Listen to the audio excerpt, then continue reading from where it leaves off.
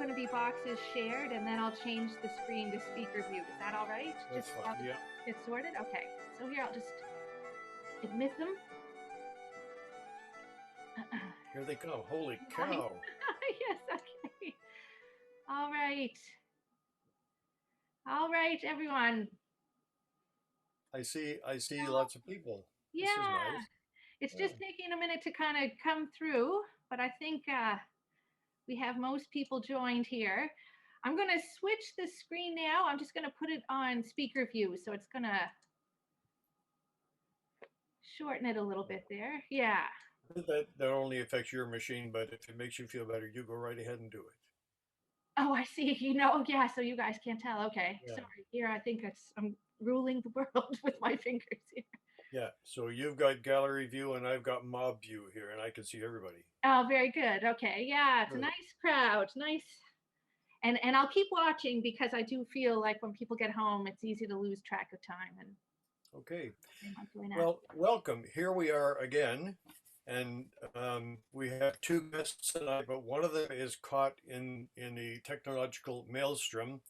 His wife set it up for him before she left for Sydney, and now George is having trouble getting on board by himself. So we're sort of crossing fingers and doing little rain dances and hoping he'll get through that somehow. Failing that, we need a story from everybody. And welcome again. We're good to see all the little boxes on the screen. I'm Bill Connell. I'm the current storyteller in residence for Cape Breton Regional Library. I'm in the third in a line of three. And one of my guests tonight, the one who's here, is Mike Hunter. We're looking forward to hearing from him.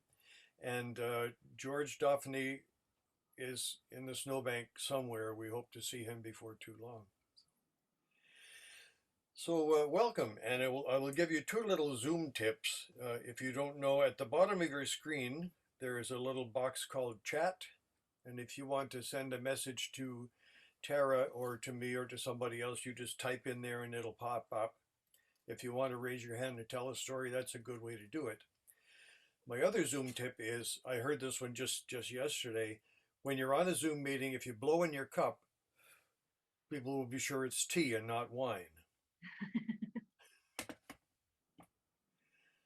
So, Mr. Hunter, would you care to kick this thing off? Gosh, sure. All right. As Bill introduced me, my name is Mike Hunter. I live in beautiful West Bay at the far west end of Door Lake, and been involved in writing and creativity and publishing for a number of years, although I've also now been retired for a few years.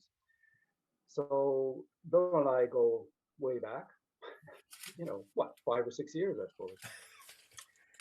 And what I thought I would do is just relate a couple of short stories that I wrote not too long ago.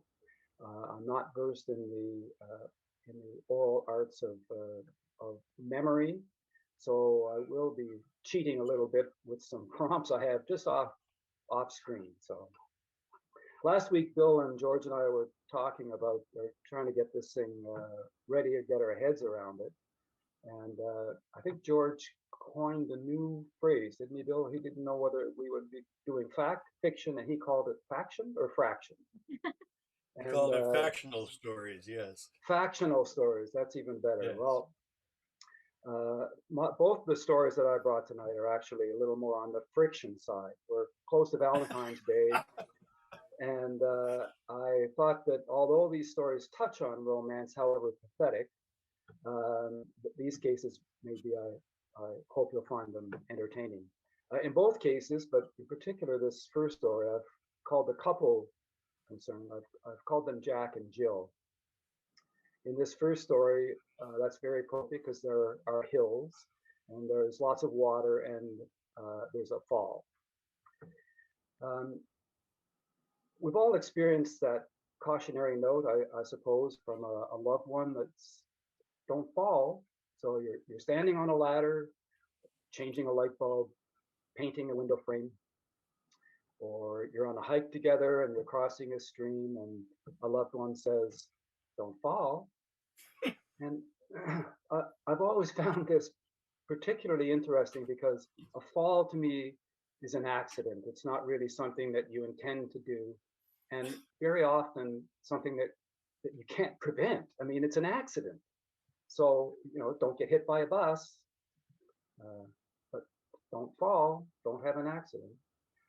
Jack used to think that too, but he sometimes said so, but not in so many words. Anyway, the story is that Jack and Jill loved to visit waterfalls. And they diarized their visits, supported by not only a written diary, but by photographs. And they had quite a collection over the years. It became kind of an obsession. It was just something that they did. They called it bagging waterfalls. Is anybody familiar with the term of bagging a Monroe? Bag a Monroe? Monroe, it's a term used by hikers in the Highlands of Scotland. And Monroe is a mountain of 3,000 feet in elevation or greater. And there are more than 250 such things. But people who like to spend time outdoors, walk, climb, they keep track of the Monroes that they enjoy, and it's kind of like bagging a rabbit or bagging a partridge on a hunt. They bag Monroes. Anyway, Jack and Jill bag waterfalls, and that's what they call them.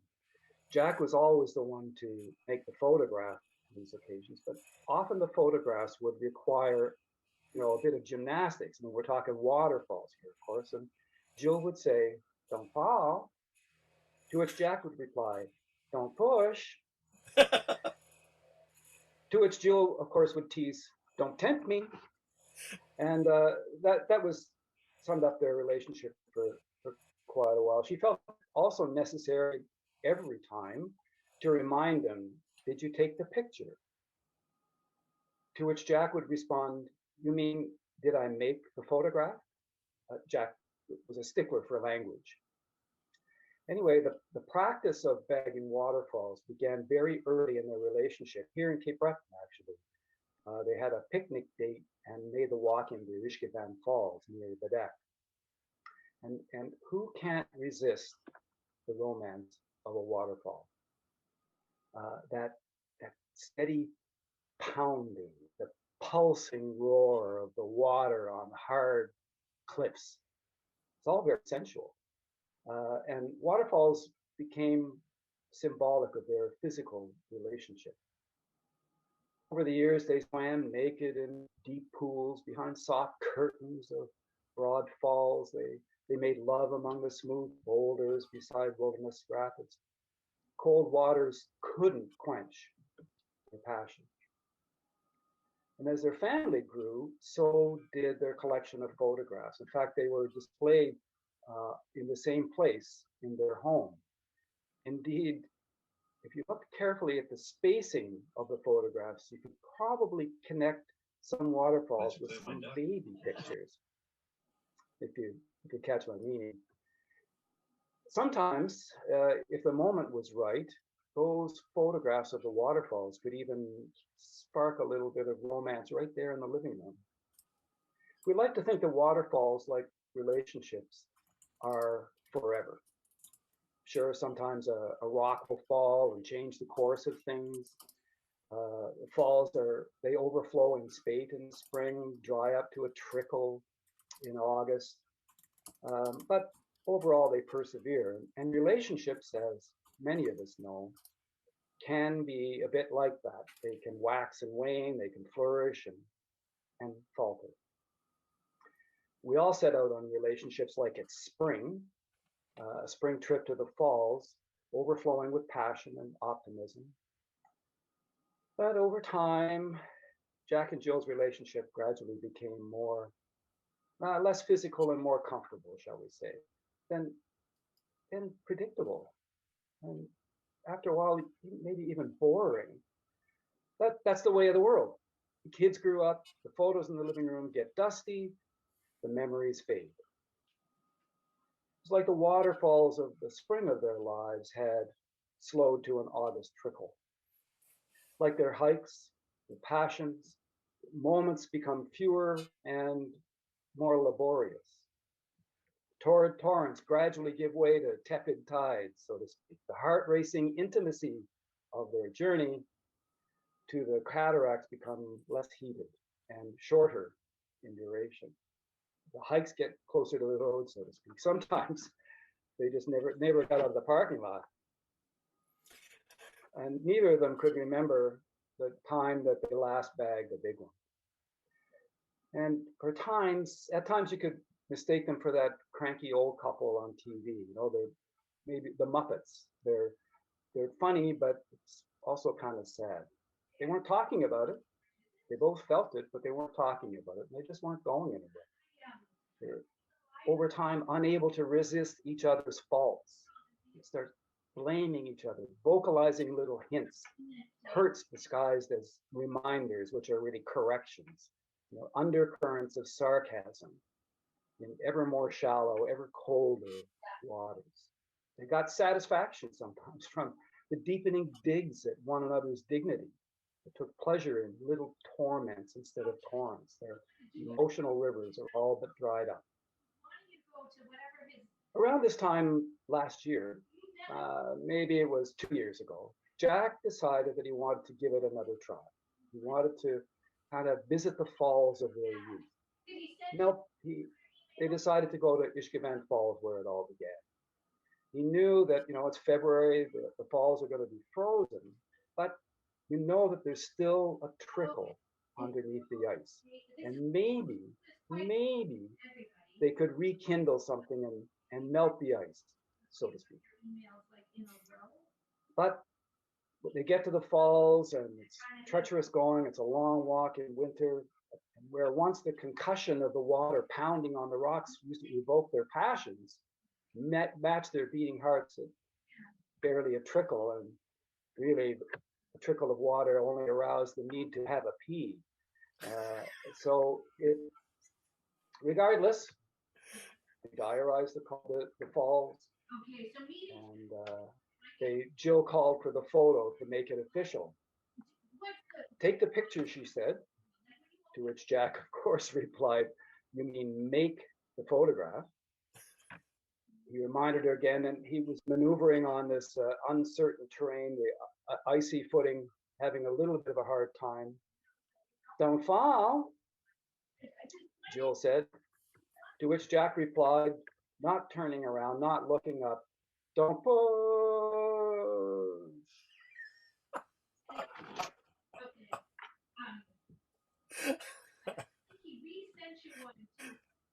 And that's the story. So the story ends. You know, for a guy who opened with the disclaimer that he didn't know much about oral storytelling, I say you did just fine there, boy. Yes, I will. I met like the first time I met him on the phone, and he called and invited me to a free dinner, and I thought that's a pretty good guy. This was a book event, I think. You took several of us to dinner at a Trio restaurant in Sydney. I think it was around the time of my first book, maybe, and I had a low level of fame, but I was noticed anyway. So thank you, Michael. Good dinner. That's where I met Ron Kaplan as well. There too. Right. During the Atlantic Book Awards. That's right. Okay. Tara has gone off to try and phone George and see if she can help him get into his email so he can get the link and come back and join us. If you just come in, our other guest is mired in the swamp of technology. I don't have a swamp story, but I thought about this one today. David McCrae in Bedeck owns the Esso station there. It was started by his father, and he's run it for years and years and years. And they have a couple of service bays and gas pumps, and they are the steel dealer, so they sell chainsaws and weed whackers and those kind of things. And they also sell. They're the Cub Cadet dealer. They have grass. What are those things for cutting grass? Lawnmowers, yes, and snowblowers. And this is a snowblower story. And David sold a snowblower, a Cub Cadet snowblower, to one of his customers who liked it, and he was getting along fine with it. And there was a storm, a massive storm, followed by generous winds that we sometimes get in Cape Breton, buried the driveway. And the day after the storm, the guy pulled into David's service station with his snowblower in the back of the truck. "What's up?" said David. Just took him around to the back of the tailgate, and he looked at the snowblower, and the augers were just totally mangled, destroyed. And David said, "Of course, what happened?" And this is one of those stories that you could try 97 different answers and you would not get this one. "What happened?" said David.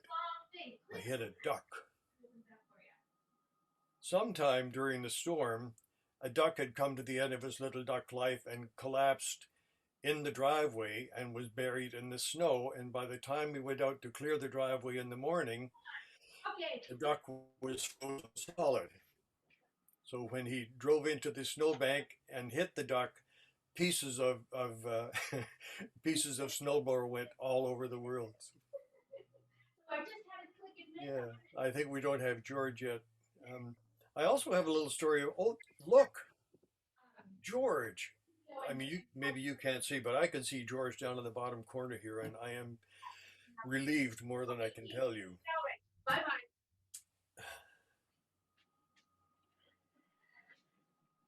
Did you ever know that you're my hero, Tara? Oh, George did it all. So I just There he is. I think. No, that's Ernie. All right. George, you have to unmute. If you can hear us, at the bottom left of your screen, there's a little microphone with a red line through it. If you click on that, that'll give you sound. And beside it is the camera. If you click on that, that'll give you video. How's that? I hear you. I hear you. I see. Can you see me? Yes, I do. Yeah, but I'm kind of faded. Yeah, well, you were faded last night at darts too. Yeah, well. I'm glad you got us here. Good to see you. Okay. All right.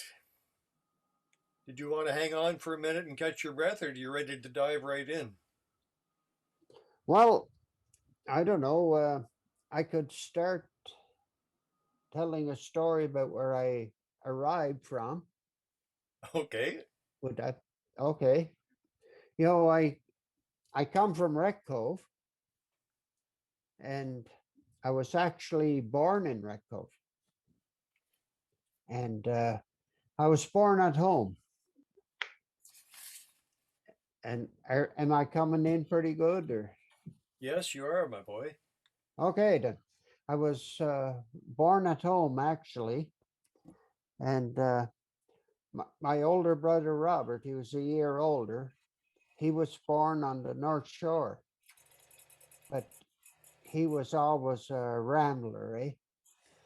So, but I stayed home. And actually, in 1948, that's when I was born, Dr. Macmillan was the doctor then.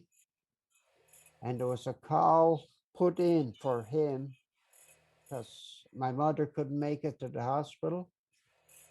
So he left Badek and come all the way to Wreck Cove, and he was late getting there.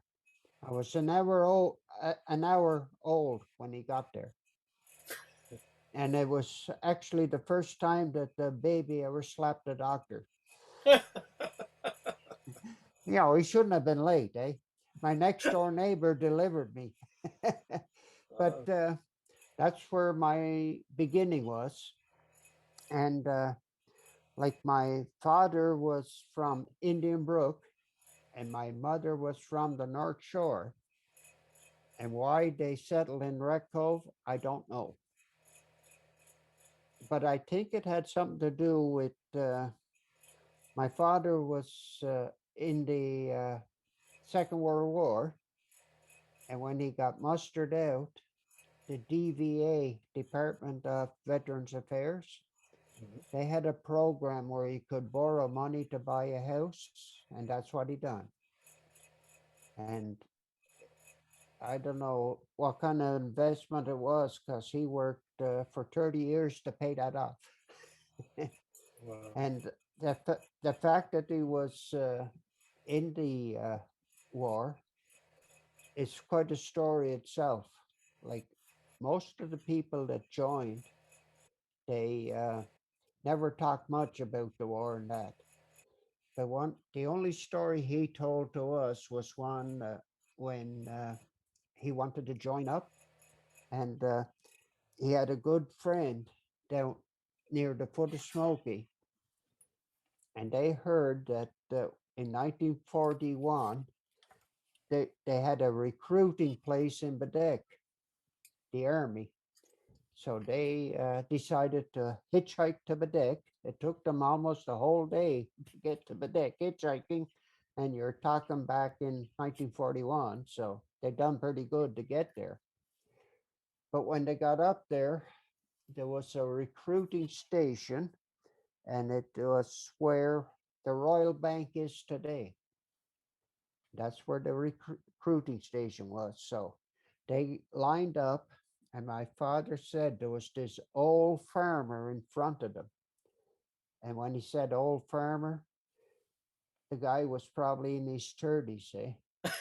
But, you know, but they were in the lineup behind him, and the guy was taking the questions to the farmer. And he said to the farmer,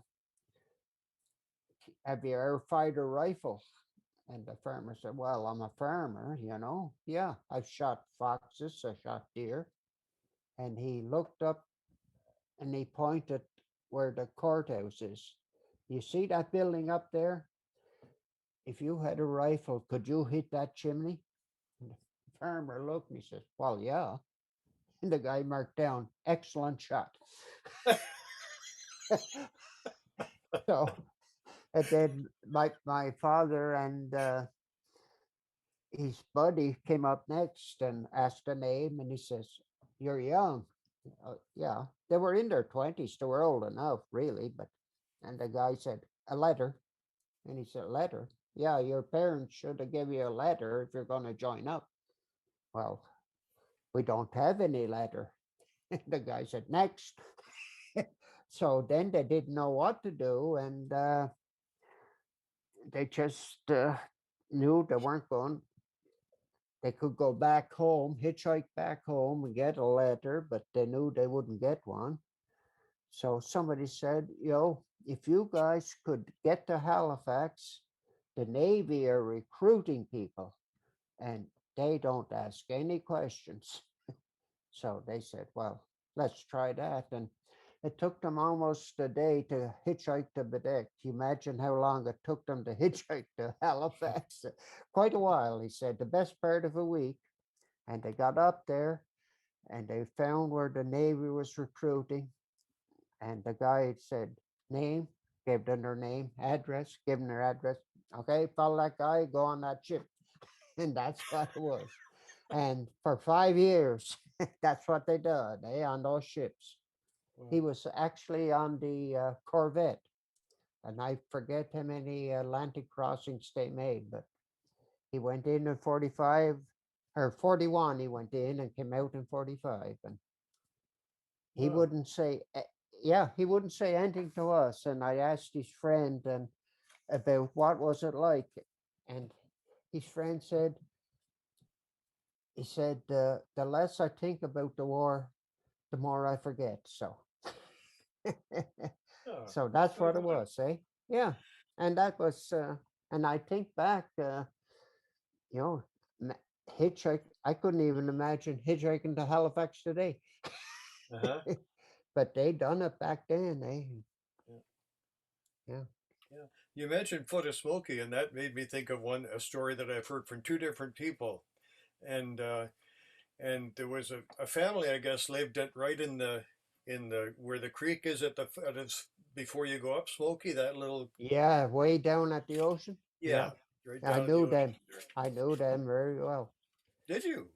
Yeah, Well, Actually, maybe you've heard this story then, because the priest, I guess, went in to see them one day on a Saturday, and he went in the house, and it just looked like it had been rampaged. You know, there were bottles all over the place, and of course cases of food here and there, yeah. and he's. Did you tell me this one? No, Well, I've heard it somewhere else twice yeah, before. yeah. And the priest said, "This is awful the way you live down here, this drinking and all this carrying on here. Well, how would you like it if I went up in the pulpit tomorrow and said, 'You should see what those people have done down there with all the drinking and the food?'" "Oh, Father," he said, "don't do that. For next Saturday they'll all be here." Yeah, yeah, I heard that was before. Yeah, I heard that. And Um, but Charlie McCacken told a story about the guy that escaped with his dog during the big fire uh-huh. when the guy that just escaped the fire with his dog. Well, that guy was my father's friend that went to join the Navy. Yeah. So yeah, you know, back when my father was about 20 or so, and that'd be about 1940, and he worked at a lobster factory in Wreck Cove. Wreck Cove had a lobster factory, and Britton Cove had a lobster factory. It was a big thing back then. And they had the people that ran the lobster factory also owned the store. So it's almost like the company stores the coal miners were with, eh? Yeah. You charge your stuff all winter, and then all summer you had to work to pay it off. But this at Wreck Cove, they used to have a big picnic for the families of the workers, and well, it'd be for everybody in the neighborhood. And this was before my father and this other guy decided to join. They were working at the lobster factory, and there was this old man there. He was a real. I think they actually named Curmudgeon after him. Eh? He was the word curmudgeon. He was really not a nice man, and he used to hit the kids with his cane, and oh, but they had this big picnic, and my father and this other fellow went up to where the ladies were, and they had this nice big white cake, eh? And they said, "Could we take a piece of that cake and give it to Mister?" Well, I'll just use part of his last name, Mister Mac. We'll take that. Oh, and you guys will do that. Oh yeah, yeah, we'll do that. We'll take him a nice big piece of cake, and so they done that. My father said, like, you know, he doesn't like us, and he's really mean, and why are you doing that? And he said, well, come on with me. And they start walking over to where he was sitting at a table, and they went over by the fence, and he's my father said, why are we over here? And wait a minute. And the guy reached down, and there was a sheep dropping. You know, there it was all dried up, and the guy had taken it and he broke off little pieces of it, and he poked it all through the cake. And when they went over to this Mr. Mac, and they said, the ladies sent over this nice raisin cake for you. And he said, why would they do that? I said, well, we don't know. We were just asked to take it. So they left it, and they ran back up, and a little while later to see him coming up, and he put an empty plate and the fork there, and he said, the cake was very good, but I think the raisins were after turning. Now, now that's a story they told us, and I could see it too. Eh? Yeah. That's how you got back. Yeah. But I think other than that, yeah. Good. Huh? Thanks, George. Oh, I think yeah. Well, we'll duck back to Mike Hunter here, and then okay. Kathy McCauley has a story too, I understand. So we'll go to Mike and Okay. then Kathy, if that works. There's Michael. You're back. Yeah. That's good. I was here all Thank you. along. Just didn't want to. I was here all along. Just didn't want to tie everybody's band. Yeah. So Jack and Jill was the first one. Is this Homer and Jethro this time? No, actually, but to protect the innocent, I'm going to call them Jack and Jill. Obviously, it's different people after Jack's disappearance, but it is still on the theme of pathetic romance. It's also a Christmas story, a Christmas to end all Christmases, at least Jack and Jill. But you can't blame Jack for trying in this instance. And he's the one who coined the phrase, "If a Christmas tree falls in the forest, is anyone listening?" Jack and his wife were sitting in the living room one quiet evening watching television, each in their favorite matching wingback chair. And it was months before Christmas. The idiot box was loaded with advertisements targeted mostly toward children, but some towards adults, trying to help the public make their gift buying decisions, of course. Everything from Lego to Light-Bright, from Meccano sets to Monopoly, from pickup sticks to karaoke kits. It's just incessant. Most of the time, of course, ads are like that. They're a nuisance. We kind of resent their interfering in our lives, but sometimes they spark discussion, and sometimes they can evoke an epiphany, and that was the case this time. In keeping with the reminders of Christmas, Jack paying a lot of attention this year, this particular year, to the many possibilities of gift ideas that he gave Jill, something that he thought Jill might really appreciate. See, it was their 20th Christmas together, and it was her 50th year, so he thought that this time a gift really seemed to be important. And he was really paying attention to all kinds of clues. And for the third time that evening, sometime between Murder, She Wrote and Third Rock from the Sun, Barbie dolls being flogged. Now, I don't mean flogged in the biblical sense, of course, but in the sense of the manner of retail reinforcement, let's call it. And without looking over at Jack, Jill remarked that she had never had a Barbie. Well, that was it for Jack. He thought, this is it. Instantly, he locked in on this as an idea that he could get his wife for Christmas. He'd fill that gap. She remarked that she'd never had a baby. Well, he could get her first. He was going to find a Barbie doll for her for Christmas. And it would really make it clear, not only that he hears her, but that he responded, he acted. And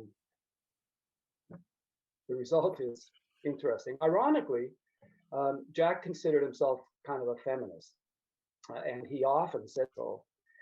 I think he acted that way too, and he often said that although we've come a long way toward gender equality, we still have a long way to go. So it's a societal thing that Jack was, pretty vocal about.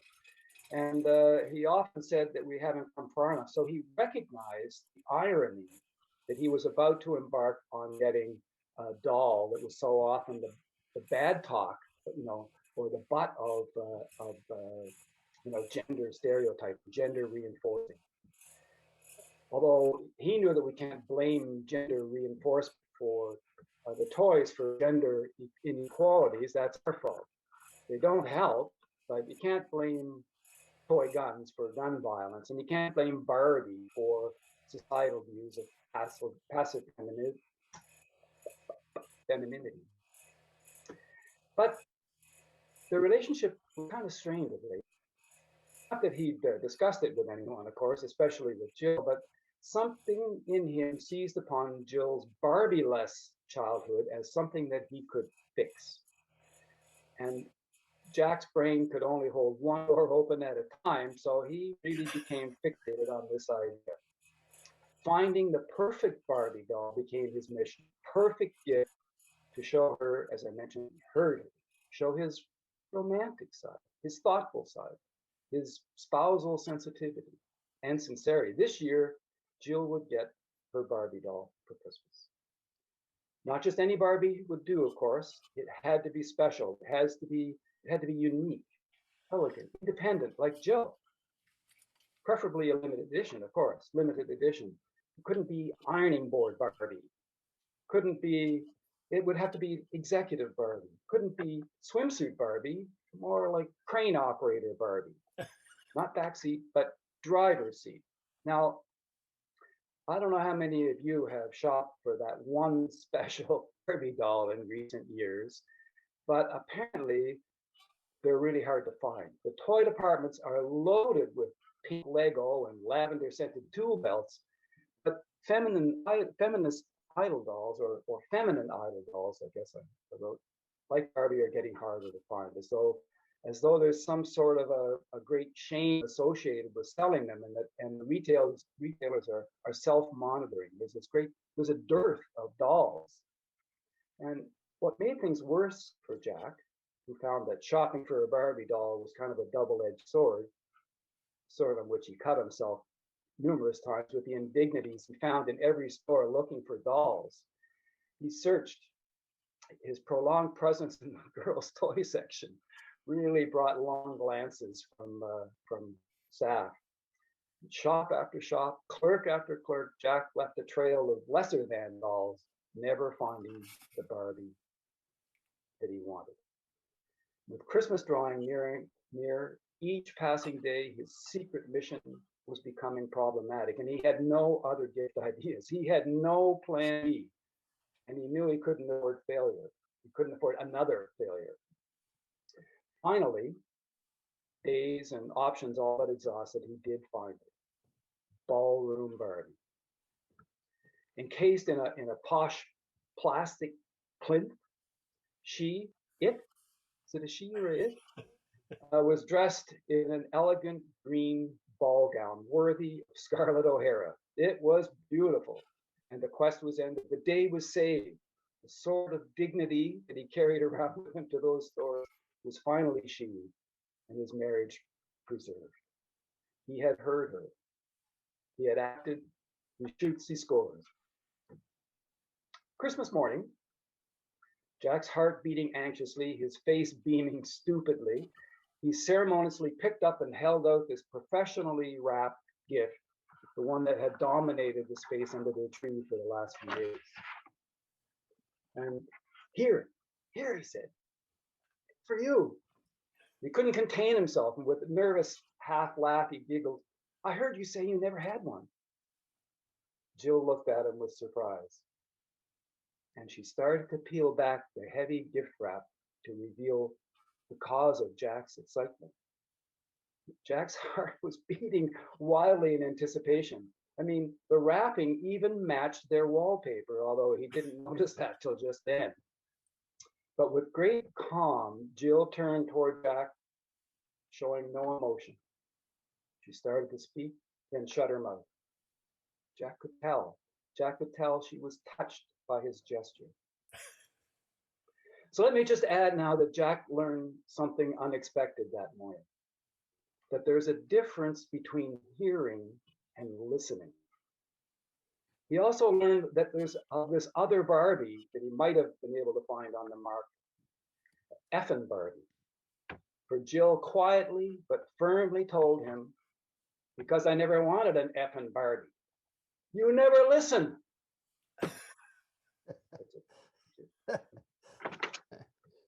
That's the end of my story. And the end of Jack. And the end of Jack for the time being, yes. For the time being, yes. Yes. Opening the door on marital discord with the best of intentions. It's happened before. It has happened before. Yes, and it'll likely happen again. God willing. That's my frictional story. Oh, George, we didn't hear that. We talked about your factional stories, and Mike has written a frictional story. We're carrying on your spoonerism there. Yeah.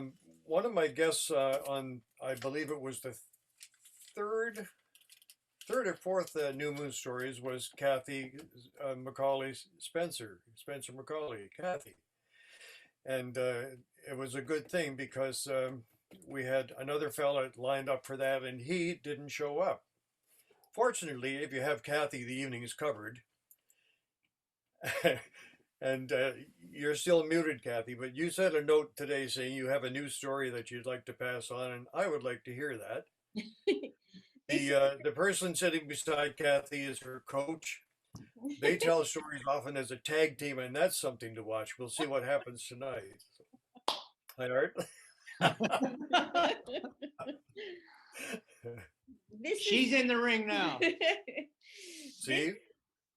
I had a tough day this week, so my daughter proceeded to tell me a story about what happened to one of her friends, and I just to cheer me up, and it really did cheer me up. So I thought I'd tell it. It's a story about Connie, the cat with no tail. Okay, now Connie had to be cat sat. So my friend's best friend Allison offered to cat sit for Connie, the cat with no tail.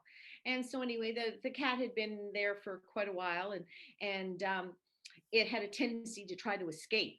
So they had to be very careful with the front door. Now she lived in an apartment that had one front door to get in, and then 3 apartments, one on each level. And Allison lived on the main level, and they always had to be very careful. Nobody locked their doors. The 3 apartments didn't lock their doors, but you always had to be careful because the cat would get out. And so anyway, so one night she was going to the Bicycle Thief with a friend. They went out for a while, and then they were going to the Bicycle Thief for supper. And when they came back, she said to her friend, now be careful when we open the door because Connie will try to escape. Well, when they opened the door, Connie didn't try to escape. Connie wasn't there. They couldn't find Connie. They looked everywhere. They looked in the bathtub, and they looked everywhere a cat could possibly hide, and they couldn't find the cat. And then Allison turned around and she realized his carrier was missing. His litter box was missing, and his food was missing. Not only was the cat gone, all traces of the cat were gone. So she started to get upset. She was cat sitting. She's supposed to be looking after it. And she thought the owners must have come back and got the cat. So anyway, she called the owners, and the owner said, we're in PEI. You're supposed to be cat sitting the cat. Why are you looking for the cat? Like, what happened to our cat? And anyway, she goes, I'll talk to you later. So then she had 2 roommates. She called both of the roommates, and the roommate said, what do you mean the cat is gone? And she said, the cat's been catnapped. It's gone. Its litter's gone. Everything's gone. The cat is gone. And they go, okay, so what do you do in a case like that? Like your cat has been catnapped. So she called the cops. So the cops actually showed up. And so they're checking for cases of being broken into, they're checking the windows and outside. So she's outside of the apartment with the cop, and they're looking at the windows trying to figure out how somebody got in to catnap the cat. So in the meantime, they turn around, and they had a really good time at supper, and they kind of connected with the waitress. All right. And the next thing you know, a taxi pulls up with the waitress carrying a cat carrier. Now, they hadn't taken the cat to supper.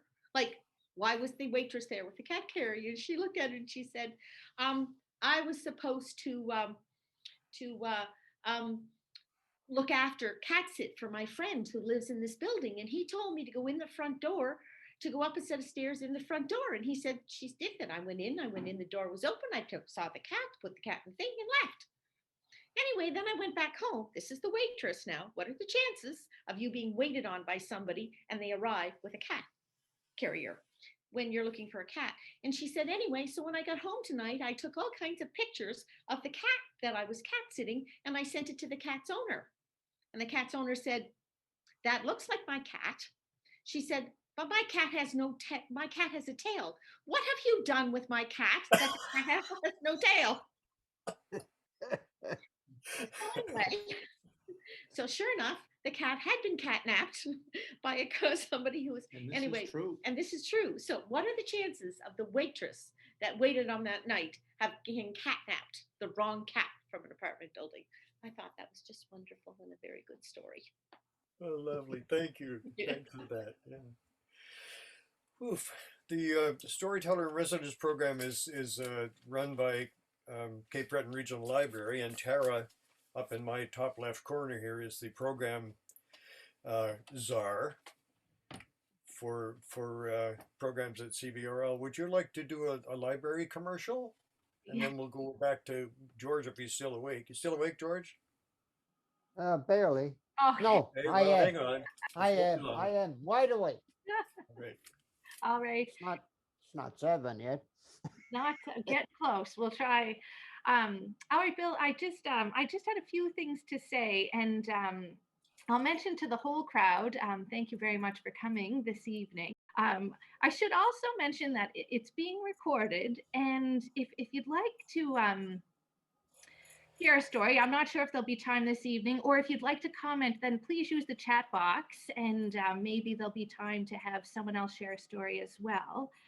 And what I wanted to mention about the library, since COVID happened, we've had to move a lot of things online.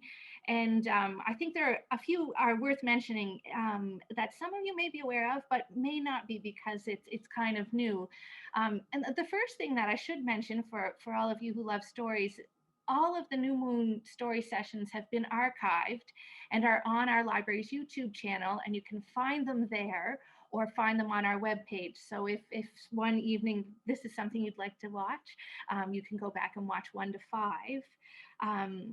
The other thing I'll mention, some of the other new postings online are a press reader, which if you went onto our website and just with your library card, you'd have access to thousands of magazines and newspapers.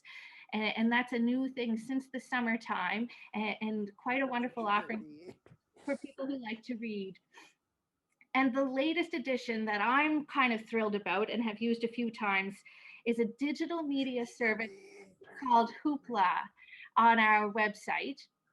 And Hoopla lets you watch movies online, listen to music, ebooks and audiobooks too. So there are just a few things you'd find online if you were looking for just some other materials or ways to access materials if you feel kind of stuck at home or trying to limit your outings. Now I'm sharing all this online stuff, but I'd be wrong to lead you on. The libraries are open. So all of our library branches from Ingonish to Manitou to Sydney to Glace Bay, they're open. So you can certainly go in and browse and borrow DVDs, books, audiobooks, snowshoes. So I'll also throw snowshoes in there so you know that that's some of the things that we lend out through our libraries. So I don't want to take up a whole lot of time, but I feel like I miss an opportunity if I don't let you know that we're there and some of the new things that you might not know about. So I thanks for letting me share, and thanks for letting me join. As I mentioned earlier, I do really enjoy these sessions. They've been fun. So I'm gonna mute myself, yeah, and let you continue on. And if you need me, just holler. How's that? Okay. Thanks very much, Tara. I was concerned in doing these New Moon things that I'm going to run out of material, but it looks like tonight I'm going to have to elbow my way in to get to tell a story, and that makes my little heart feel good. I'd just as soon be a ringmaster as anything. But my friend George and I have been hanging out in different places for a long time. We took some Gaelic lessons together, and actually, I think we sang in the Gaelic choir one time, didn't we? Did we have a career of one performance? Yes, Or with in Katrina Parsons. Yeah. yeah, Yeah. yeah. Yeah. So, and he's a hell of a dart player, and I'm going to play him next week. So we'll see if we're still friends on Wednesday. Yeah, Yeah, something else well, in the story bag there, George? well, you know, I'm the words you got from Tara there, praising you up, storyteller in residence, and that's Yeah. quite an achievement. But what I can't get over is you show up at the house and say, I'm the storyteller in residence, and you stay for 2 weeks and you don't tell a story. That was only once. But yeah, well, no, stories, I got stories, but they're stored in my mind, which is sort of, as you get older, they become a catacomb, like to root them out. But back many years ago, there used to be sections right from the foot of Smoky to the English Town Ferry. There was sections, and they all had road foremans, And what it was the Department of Highways would hire people to look after the sides of the roads, cut alders, and all this was done, no machines. They gave you an axe and a pair of rubber boots. That's what they gave you. And that's what you done. And there was an old guy from the North Shore, and he was very fond of the bottle. And he'd show up for work, especially a Monday, and he didn't want to be there because he was suffering the effects of the demons, eh? And this morning he showed up, and it was overcast and really didn't look good. And he said, "Well, we should go home. It's going to rain." And the foreman said, "Oh, no. I heard it's only going to be intermittent showers all day." And he said, "Oh, well, no, golly, I think it's going to really pour." And he didn't want to work because he was hungover so bad. And so the farmer says, no, we're going to work because intermittent showers we're going to get them. So they went and proceeded into work, and then all of a sudden the heavens opened up, and just you could hardly see the person beside you because it was raining so heavy. And he walked over to the foreman and he said, "Well, she's pretty intermittent right now." So he got to go home after all. yeah, that's what he said. That was funny. But you know, and when you'd have a council election back then, all the road foremen, it depend on who got in. The road foreman would change just like that, eh? Because there was only two political parties, more or less. But I'll tell you, one of the best road foremen I ever worked for was you had Charlie McGackern on there. His father, John Tom, was a road foreman, and he was one of the best. So fair, it's very good, and he would, you know, the least little sign of rain, he said, "All right, boys, let's pack her up and go home." So, but then you had some real hard guys, eh? But my uncle Murdoch, he was quite a character, eh? He worked on the road a few times himself, and he worked with this guy who was a friend of his, and but they didn't get along very good, even though they were friends, because they sort of shared a common interest, and that was Gaelic singing, eh? So, but he resented working for the guy, eh? And the guy that was the foreman, he had a nickname called the Cat, eh? But you wouldn't say that in front of him. But anyway, this one day he was really giving all the orders, and he said, "You do this, you do that." And he said to my Uncle Murdoch, he said, "As soon as you have your dinner, you get back and you pile all that brush over there." And he said, "I'm going home for dinner." And he started walking away, and my Uncle Murdoch hollered to him, "You're going home to dinner? What are you going to have, a mouse?" And he, because the guy was called the Cat. So, and, oh my God, that's one of the things I remember the most. But he was a pretty good guy, my Uncle Murdoch. Yes. Yeah. Well, they called him Murdoch the Chief, didn't he? He was a chief, bachelor, yeah. just a little guy, Yeah. but he was kind of like a little British bulldog. He was short and didn't know it. Oh yeah. Yeah. That's right. And he could sing too, the Gaelic songs, Yes.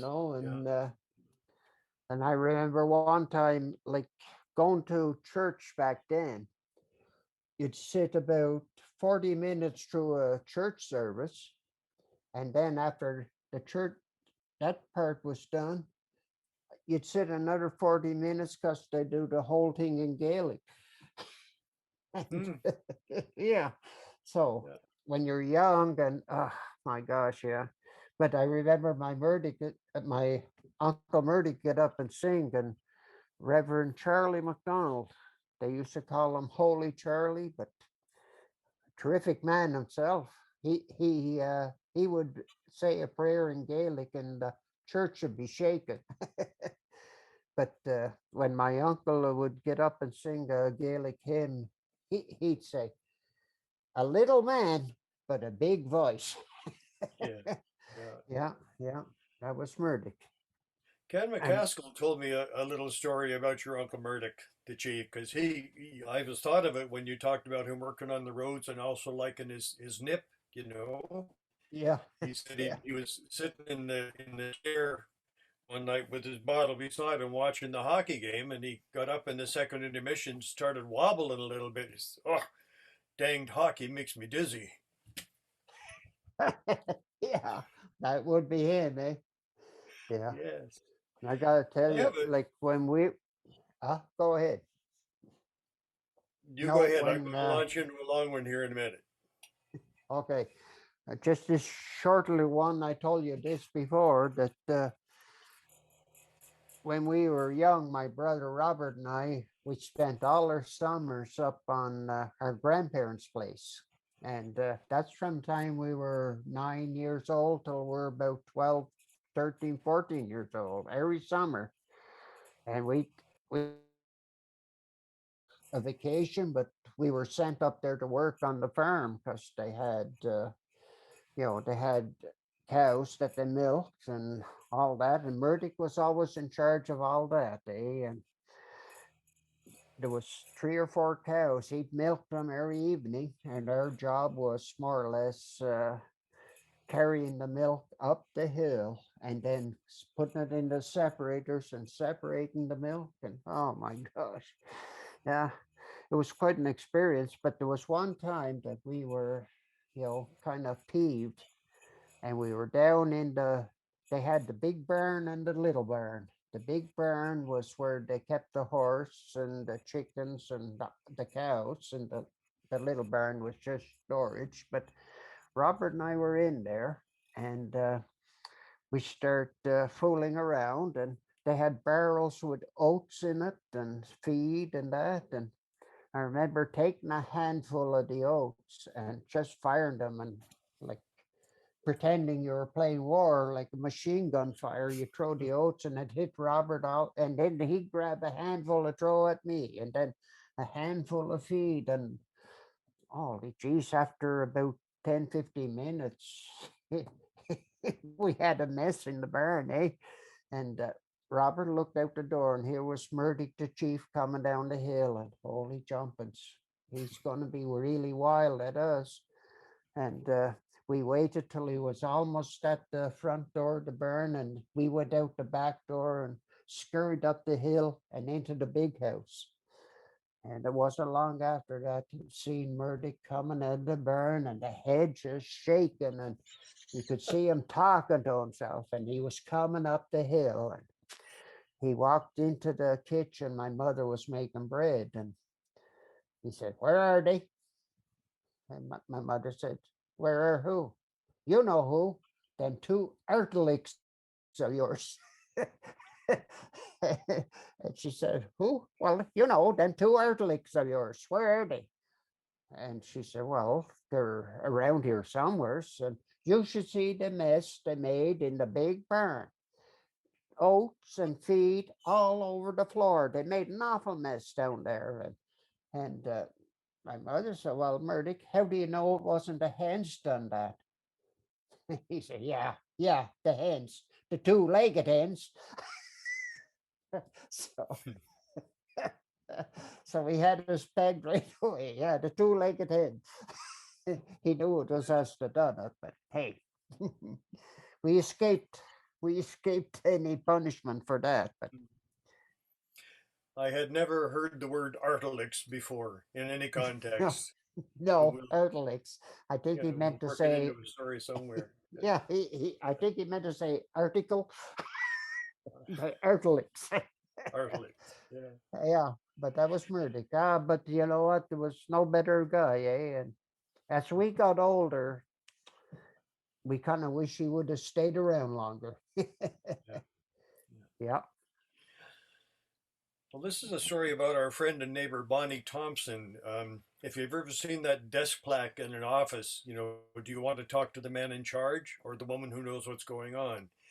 That's Bonnie. She's spent her Yeah. working life at Breton Books, you know, keeping Ron Kaplan's vision in order and turning out books and doing it well. Anyway, she was in Bedeck one night in February at an event and came back home to Indian Brook where she lives. She came around, made the turn at the college, went around St. Anne's Bay and across the North River Bridge and up the hill there to the left and hit the brakes as hard as she could and stopped with the hood of her little blue car about that far below the belly of a moose standing crossways on the road.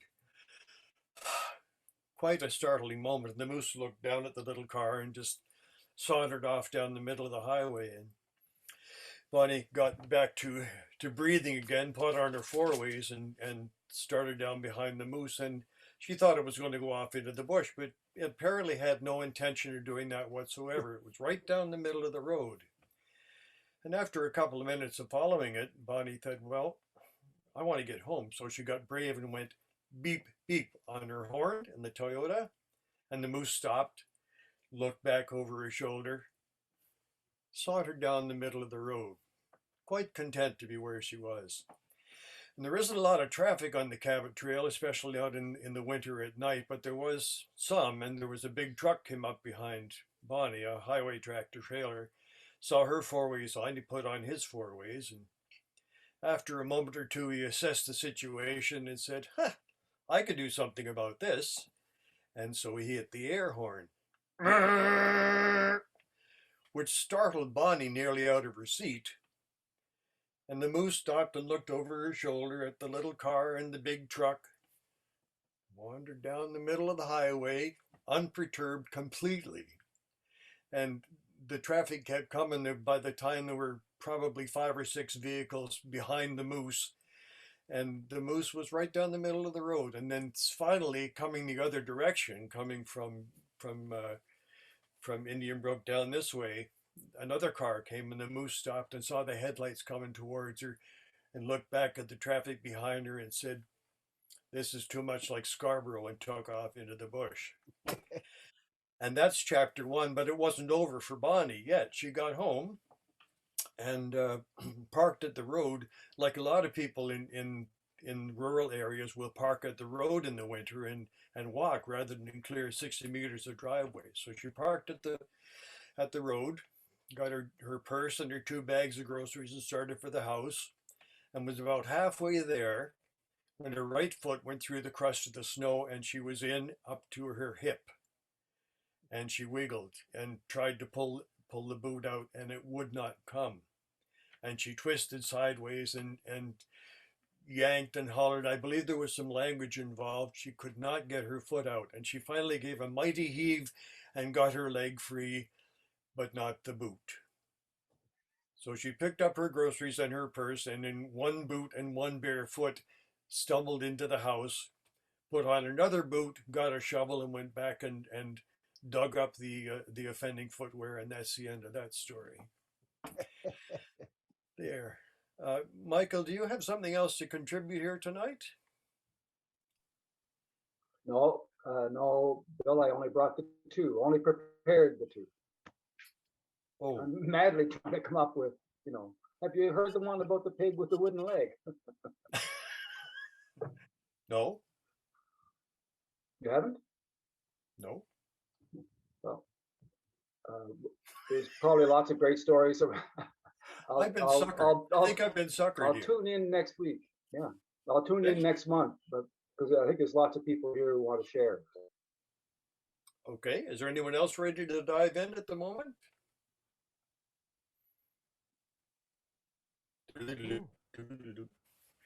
No messages. So no messages. How about you, George? I have another one to do that I want to do before we finish, but you seem to be on a roll here. Make me think of Nancy Smith. You know, we Oh yeah. started, Nancy was a guest here one time, and she started off saying, well, I don't know many stories. And then she just kept shooting them out one after the other for an hour and a half. It was wonderful. Well, I can go way back, but the further back I go, the shorter the memory gets, eh? But The longer the story. The longer yeah, the story, yes. yeah. But back, you know, the hydro project in Recco, it originally started in the late 50s. They used to send crews out over the mountain in, I don't know, was it 1956 or 55, 56? That's when they first started about doing the hydropod project. And what they do, they send crews out, and they'd have to cut trails around the lakes and that. And there was no power saws then. It was all buck saws and axes. And there was this one guy. He nice little buck saw. He liked the buck saw, and and you could do a lot of work with a buck saw if you know how to use it. And this Friday, you're coming in, you were responsible for your buck saw and your axe, eh? Nova Scotia Power gave them to you, so you're responsible. And he was telling the guys, I'm going to take this buck saw home and I'm going to keep it. So he took it home with him, and the next Monday, he sort of, oh yeah, everything's aboard, you know, yeah. And they got out there, and the boss came up and said, aren't you supposed to have a buck saw? He said, well, I did have one, but the blade broke. And the guy said, well, if the blade broke, we have new blades. And he said, well, you didn't tell me you had new blades.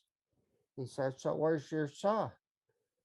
He said, well, the blade broke and it was no good, so I pelted her to Jesus out in the lake. And the guy said, you threw it out in the lake? Yeah, well, it's no good without a blade. And so the guy said, oh, geez, well, here's an axe. You follow behind the guys with the buck saws and you trim the trees with the axe.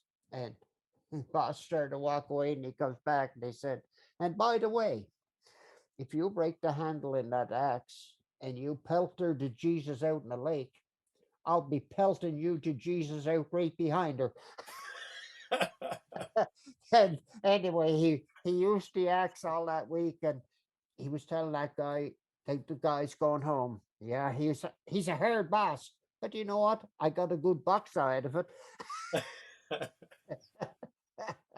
Yeah, that was quite yeah, like and I think the chief, my uncle Murdoch, he actually worked on those crews too back in the 50s, late 50s. That's when they actually started on the Recco hydro project, eh? Yeah. So yeah, and they used to fly guys out on a seaplane, like a seaplane. They'd fly guys out, and the plane would land on one of the lakes, and they'd set the crews off, and Oh, yeah. he'd come back and pick them up, and there was stories there. I bet you Charlie would have some stories about that. Mm-hmm. Yeah. Good. Good, dear, good. I've been a lifelong fan of poetry as a storytelling medium, and it's not a new thing. I think it probably started with the Iliad and the Odyssey, or maybe before that. But this particular story is a poem, and it's quite well known. And it was published for the first time in 1907 in Canada. And I would like to offer it to you. And as I read today, this is based on an actual character. The poem was written about by a bank clerk in Whitehorse, and there was a fellow there named William Nelson Mcgrew, and he and the poet got along like cats and dogs. They just scrapped all the time. And one time, the poet said to him, you know, Mcgrew, someday I'm going to kill you. And he did in this poem. which is, of course, is The Shooting of Dan Mcgrew. Oh, yeah. Robert Service. Yes. A bunch of the boys were whooping it up in the Malamute Saloon. The kid that handled the music box was striking a jag-time tune. Back at the bar in a solo game sat Dangerous Dan Mcgrew, and watching his luck was his light of love, the lady that's known as Lou. When out of the night there was 50 below, and into the din and the glare there stumbled a miner, fresh from the creeks, dog dirty and loaded for bear. He looked like a man with one foot in the grave and barely the strength of a louse, yet he tilted a poke of dust on the bar, and he called for drinks for the house. There was none that could place the stranger's face, though we searched ourselves for a clue, but we drank his health, and the last to drink was Dangerous Dan Mcgrew. There's men that somehow just hold your eyes and grip them hard like a spell, and such was he, and he looked to me like a man who lived in hell, with a face most hair and the dreary stare of a dog whose day is done, as he watered the green stuff in his glass and the drops fell one by one. Then I got to figuring who he was and wondering what he'd do, and I turned my head, and watching him there was the lady that's known as Lou. His eyes went rovering round the room. He seemed in a kind of a daze, till at last that old piano fell in the way of his wandering gaze. The ragtime kid was having a drink. There was no one else on the stool, so the stranger stumbled across the room and sat down there like a fool. In a buckskin shirt that was glazed with dirt, he sat, and I saw him sway, and then he gripped the keys with his talons hands, and God, but that man could play. Were you ever out in the great alone when the moon was awful near and the icy mountains hemmed you in with the sound you most could hear? With only the howl of the timber wolf, and you camped there in the cold, a half-dead thing in a cold, dead world, clean mad for the muck called gold, while overhead, green, yellow, and red, the north lights swept in bars? Well, then you've a hunch what the music meant. Hunger and night and the stars. And hunger, not of the belly kind that's banished with bacon and beans, but the gnawing hunger of lonely men for the home and all that it means. For a fireside far from the cares that are, 4 walls and a roof above, and oh so crammed full of cozy joy and crowned with a woman's love. A woman dearer than all the world and truer than heaven is true. I guess I'll make it a spread misere, said Dangerous Dan Mcgrew. Then the music seemed to fade away, so soft you scarce could hear, and you felt like your life had been looted clean of all that you once held dear, that someone had stolen the woman you loved, that her love was a devil's lie, and your guts were gone, and the best for you was to crawl away and die. 'Twas a crowning cry of a harsh despair, and it chilled you through and through. Didn't we just do that? I guess I'll make it a spread misere, said Dangerous Dan Mcgrew. Maybe I'll have to fix this up in the edit. Then the music seemed to die away, and then it burst like a pent-out flood, and it seemed to cry, repay, repay, and my eyes were blind with blood. The thought came back of an ancient wound, and it stung like a frozen lash, and the lust awoke to kill, and then the music stopped with a crash.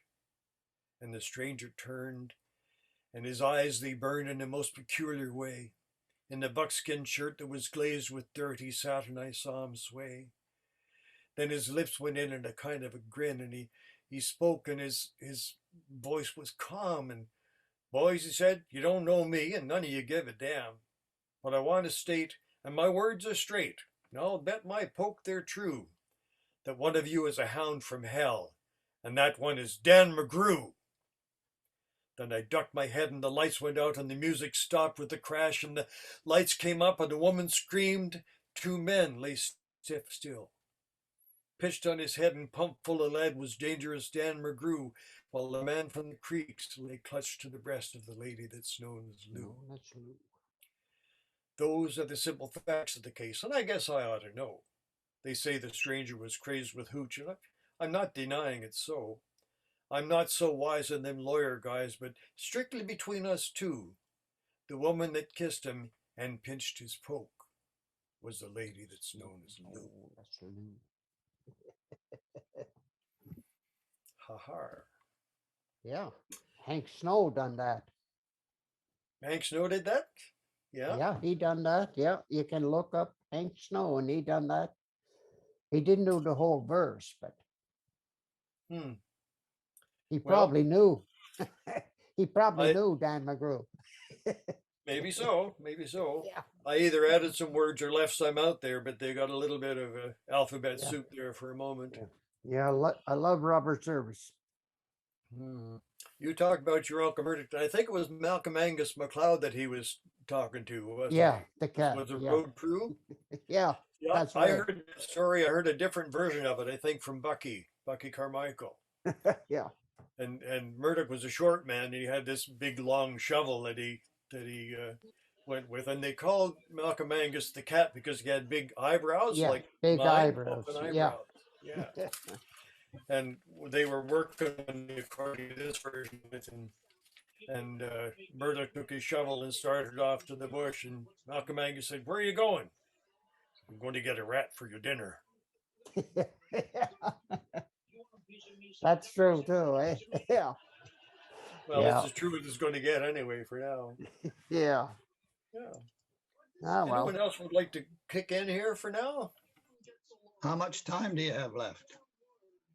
Not more than 4 hours. Okay.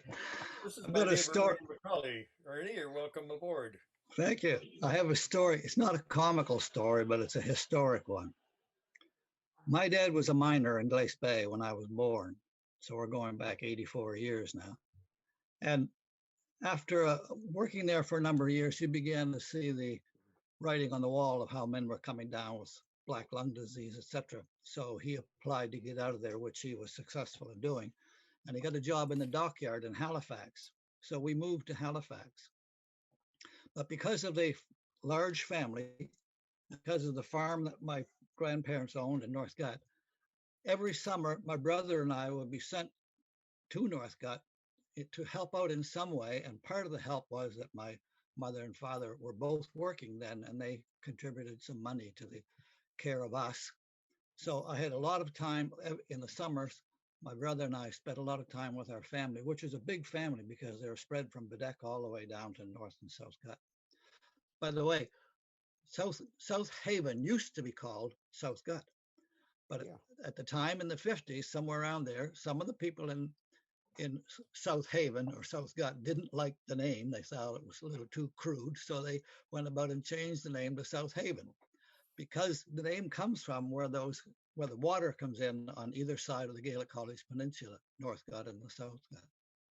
Anyway, to get to Bedeck when I was 6 years old and my brother 7, at that time, two brothers in Bedeck, Gordon and Daniel McCauley, they had the mail contract.